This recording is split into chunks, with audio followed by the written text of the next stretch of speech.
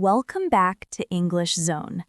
I'm Sophie, and today we're going to talk about one of everyone's favorite topics, weekends.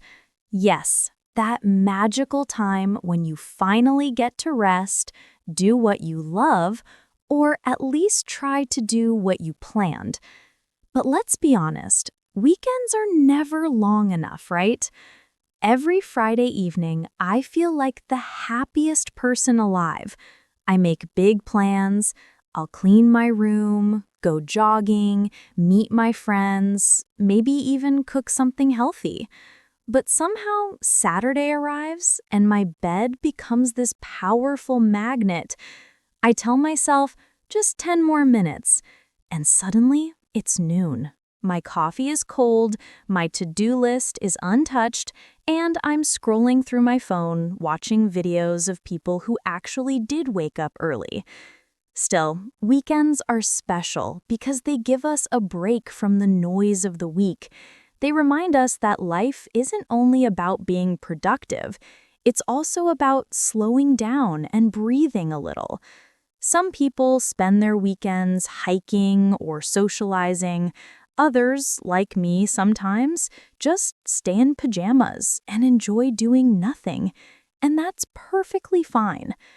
But there's something funny about weekends. No matter what we do, Sunday night always sneaks up on us. Suddenly, you look at the clock and it's 9 p.m. You start thinking, where did my weekend go?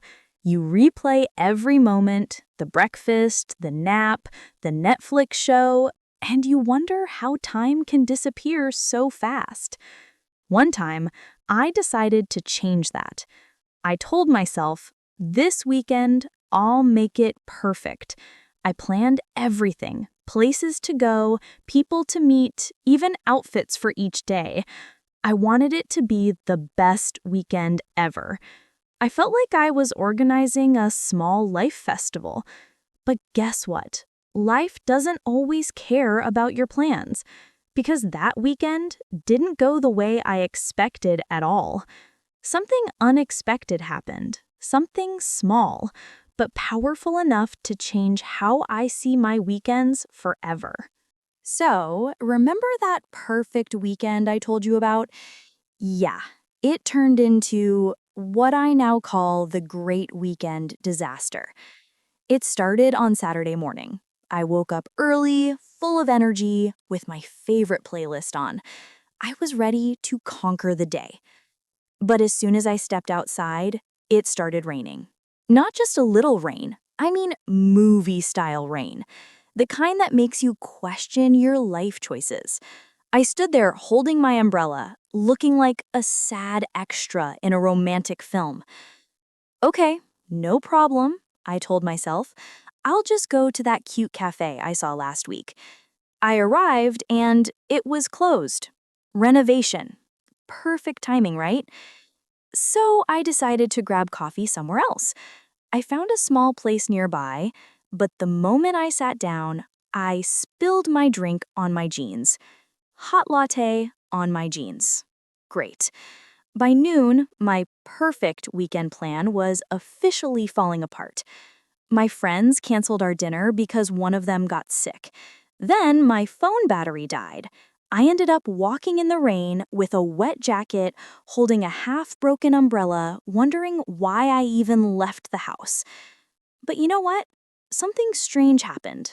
While I was standing at a bus stop, this older lady next to me smiled and said, "Well, at least it's good for the plants." We both laughed. And for a moment, I forgot how miserable I felt. We started talking about the rain, her garden, and how plans never go as expected. It wasn't deep or serious, but it was nice. That simple, unexpected moment changed the mood of my day. I realized that sometimes the best part of a weekend isn't the big plan, it's the small surprises that come when things don't go right. By the time I got home, soaked but smiling, I thought, okay, maybe it wasn't the weekend I wanted, but maybe it was the one I needed. Because sometimes When life cancels your plans, it gives you something better instead. And that's exactly what happened the following weekend. Something I didn't plan at all, but it turned out to be one of my favorites ever. The next weekend, I decided not to plan anything. No lists, no schedules, no alarms. I told myself, let's just see what happens. And honestly, that was one of the best decisions I've ever made. Saturday morning came. I woke up naturally, no alarm screaming in my ear. I made coffee, opened my window, and for the first time in a long while, I just sat there, listening to the sound of birds and cars passing by. It felt peaceful, like the world had slowed down just for a moment. After breakfast, I took a walk with no destination. I wandered into small streets I'd never noticed before. I found a little park with a few kids playing football and an old man feeding pigeons. Somehow, that simple scene made me smile. It reminded me that life doesn't have to be exciting to be beautiful. Then I saw a small cafe, not fancy, not famous, but it had a handwritten sign outside that said, "Good coffee, average jokes." I laughed and walked in. The barista was friendly and we started chatting. Nothing serious, just random talk about music and weather, but the conversation felt easy, like talking to an old friend. I stayed there for almost 2 hours, writing in my notebook, watching people come and go. That cafe became my little weekend escape.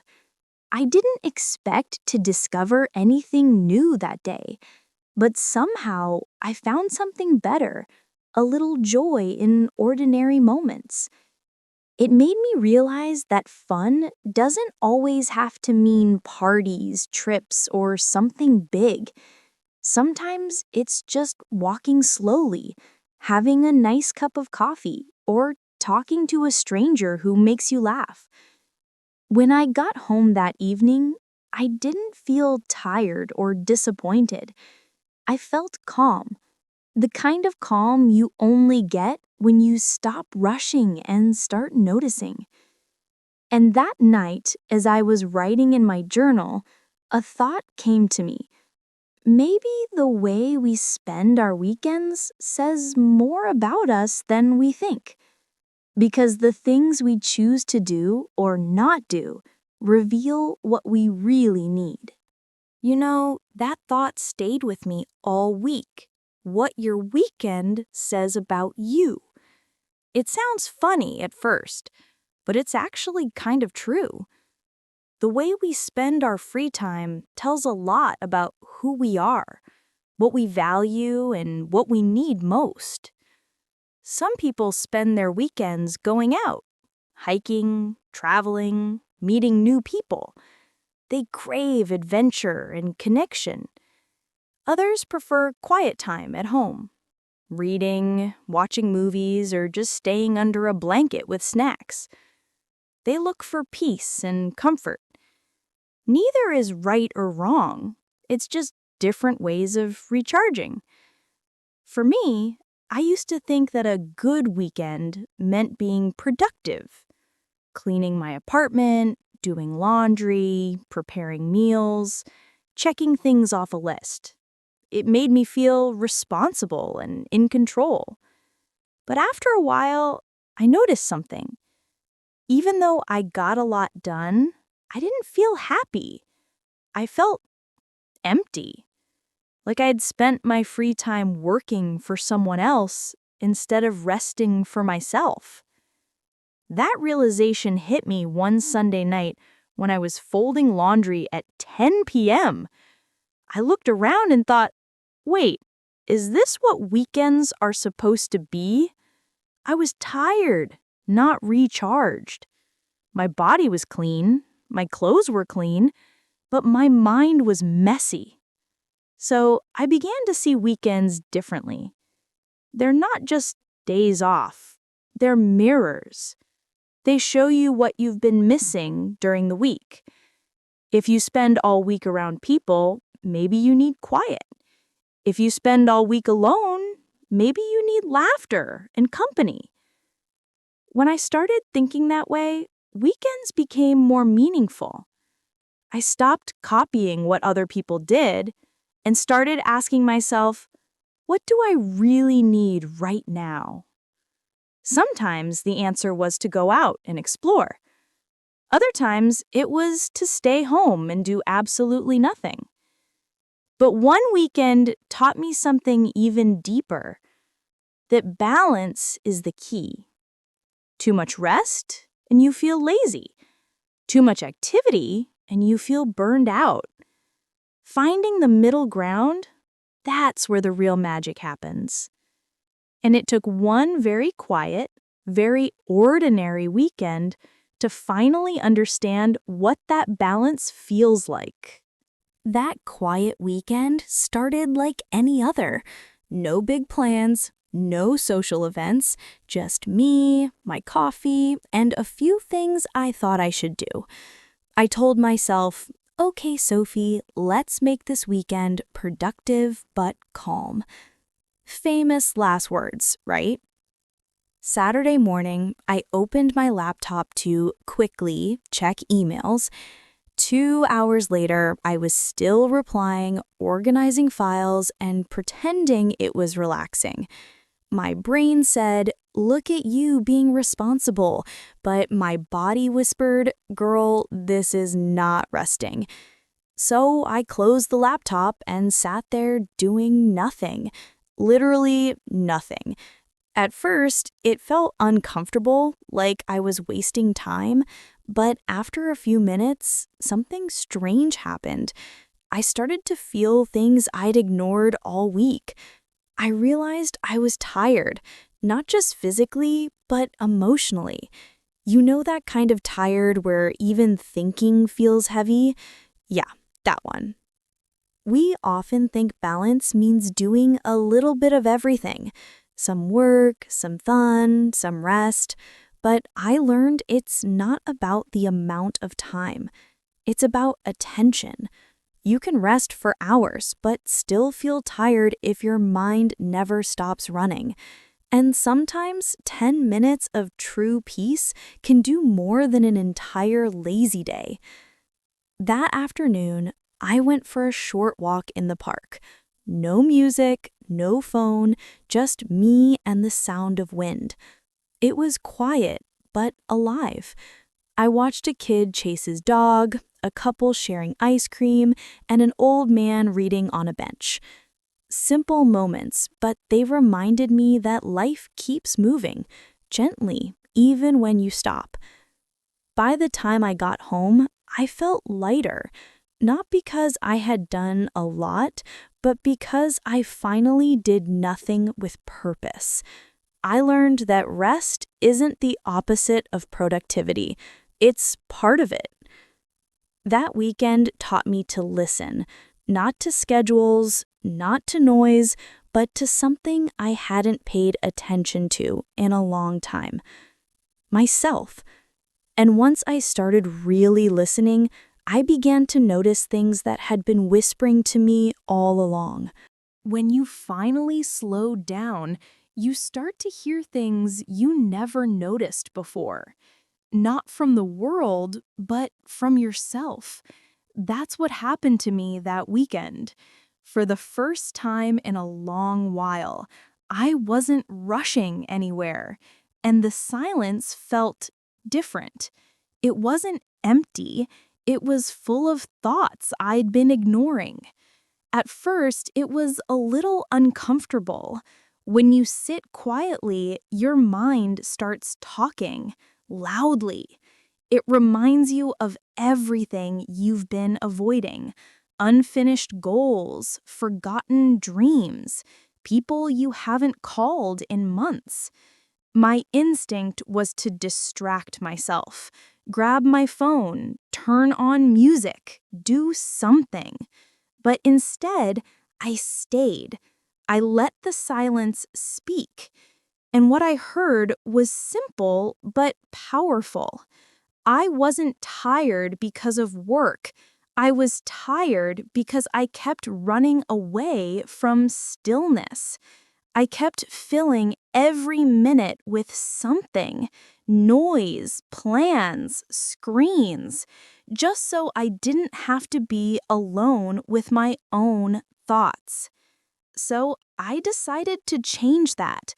I started small. Every weekend, I gave myself a quiet hour. No phone, no music, no to-do list. Just me, my notebook, and maybe a cup of tea. Sometimes I wrote about my week, sometimes I just stared at the window. And slowly, that quiet time became something I looked forward to. It wasn't always peaceful. Some days my thoughts were messy or sad, but it was real. Listening to yourself doesn't always mean you'll like what you hear, but it does mean you'll start to understand what you truly need. One Sunday morning, during one of those quiet hours, I realized something small but important. I'd been putting off something that used to make me happy, something simple. And that realization became the beginning of a small but meaningful change in my life. It wasn't dramatic or life-changing on the outside, but it made a huge difference inside. And it all started with that moment of silence when I finally listened. Because sometimes when you listen to yourself closely enough, you hear a voice saying, "Hey, it's time to start again." And that's exactly what I did the next weekend. That next weekend, I decided to follow that little voice. It didn't tell me to move to another country or quit my job. It just said, do something small that makes you feel alive again. So I thought about what used to make me happy before work got busy, before life got noisy. And I remembered I used to love cycling. Nothing fancy, just simple rides around the neighborhood, feeling the wind and watching the world move by. So, on Saturday morning, I took my old bike out of the corner, brushed off the dust, and went for a ride. At first, it felt strange. My legs were tired after 5 minutes, the seat squeaked, my hair got messy, but as I kept going, I felt this wave of joy. That kind of happiness that doesn't shout, it just smiles quietly inside you. The world looked different when I slowed down enough to actually see it. The morning light, the smell of bread from a bakery, a little kid waving at me. All those tiny moments I'd missed when I was too busy thinking. When I got home, I wasn't just refreshed, I felt proud. Not because I'd done something impressive, but because I'd done something for myself. That ride reminded me that change doesn't have to be big to be powerful. Later that day, I called an old friend I hadn't spoken to in months.